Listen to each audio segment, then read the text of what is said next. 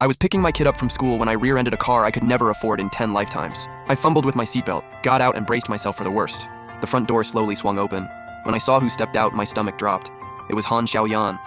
My ex, the girl I dated for 3 years in college, the one I broke up with out of nowhere. She still had that same cool, composed look, just with the youthfulness gone. A faint smirk played at the corner of her lips. She glanced at me, then at the stickers on my car. "Zhang Qi, haven't seen you in years. Interesting way to say hello." I opened my mouth, nothing came out.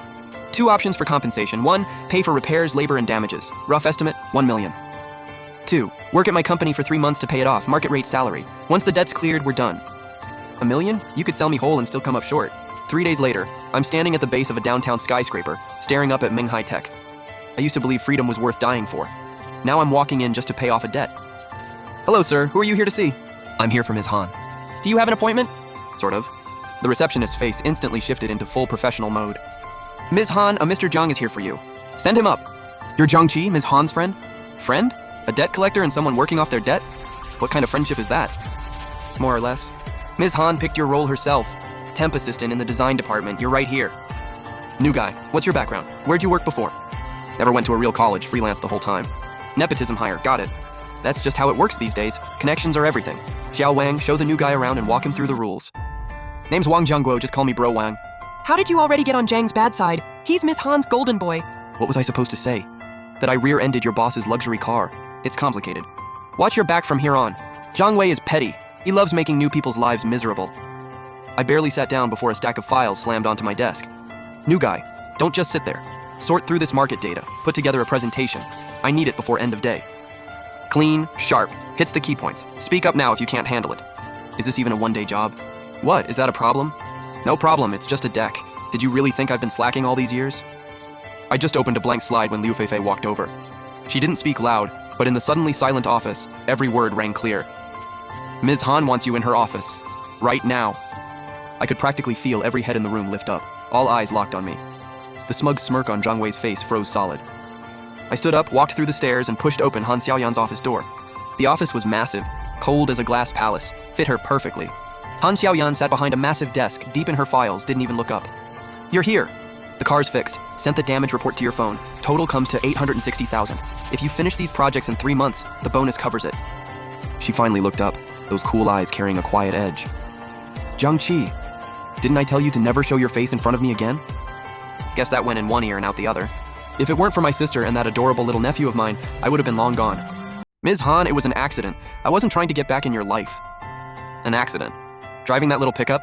With a kid in the car?" Her eyes swept across my face, voice completely unreadable. "Sounds like life's been real good to you these past few years. You settled down? Wait, did she think that was my kid?" "Yeah, he's already in preschool." That faint light in Han Xiaoyan's eyes went dark. "Good for you. This is the company's big summer project, the Dream Plan Initial Proposal. Take it and study it. I want an assessment report first thing tomorrow morning." I took the USB drive, still warm from her fingers, and felt my stomach sink. "Ms. Han, this isn't protocol. I just started. Protocol, I say do it, you do it. Mess it up and it goes on the tab." I walked out of the office gripping that hot potato. What did Ms. Han want? Nothing much, just a quick heads up. A quick heads up, then what's with the drive? Ms. Han gave it to me. Reference material, said I should study up. His expression shifted. Before I knew it, he snatched the drive right out of my hand, turned around and plugged it into his own computer. "Why would she give this to you? Zhang Qi, what exactly is your deal with Han Xiaoyan?" I didn't bother explaining, I just grabbed it back. "Zhang Wei's been chasing this project for half a year and still hasn't gotten a proposal approved. And now you just walk in and take it?" I stared at that tiny little drive on my desk and let out a bitter half smile. "Han Xiaoyan, you're not just making things difficult for me. You're literally putting me on the grill." It was nearly 11 p.m. The office was empty, just me. I rubbed my tired eyes as the cold screen light hit my face. In front of me was this so-called dream plan. Fancy words, zero substance. Like the Emperor's new clothes. Looked great, completely hollow underneath. I closed the whole thing. No point writing an evaluation. I'd just start from scratch. 2 hours later, a brand new proposal was done. I was almost at the door when I ran into Liu Feifei. "Wow, look at you, grinding this late?" "Gotta eat." "Rough life? Did Ms. Han put you through the ringer? Want to know how to actually get on her good side, even just a little?" "Not interested. You're hopeless. If you ever need help navigating this place, come find me. I'll waive the consulting fee." The card was simple, just a name and a personal number. What a dangerously tempting offer. The next morning, I sent that sharp, no-holds-barred report straight to Han Xiaoyan's inbox. All morning, the design department sat under this strange, eerie silence. Zhang Wei kept shooting me looks, pure venom. Bro Wang next to me looked like he had a lot to say and no idea how to start. His eyes said it all. Stay safe, man. Around midday, a WeChat notification popped up. Bro, give it up. Your ex has moved on. Just focus on working off that debt. I stared at that handsome profile on the screen. A heavy, bitter feeling hit me out of nowhere. I flipped the phone face down and tried to focus back on my work. It didn't work. The image of Han Xiaoyan laughing with that man kept playing on loop in my head, like a worn-out tape, painfully vivid. Right before I clocked out, an unknown local number called. Is this Zhang Qi? Yeah, that's me. Who's this? This is Han Zihang, Han Xiaoyan's brother. She's had too much to drink at Nightscape Bar and she's not doing well. I've got an emergency. I'm flying abroad right now. Yours was the first number I found. Please go get her and make sure she gets home safe. Han Xiaoyan's brother. Was that the guy from the photo? There's no one else. It's just the two of us. I'm already at the gate. They're about to close the doors. I really can't get out of this. Sending you the address now, please. Go, and risk it being a setup. Don't go and risk something actually happening to her. I must have owed her big in a past life.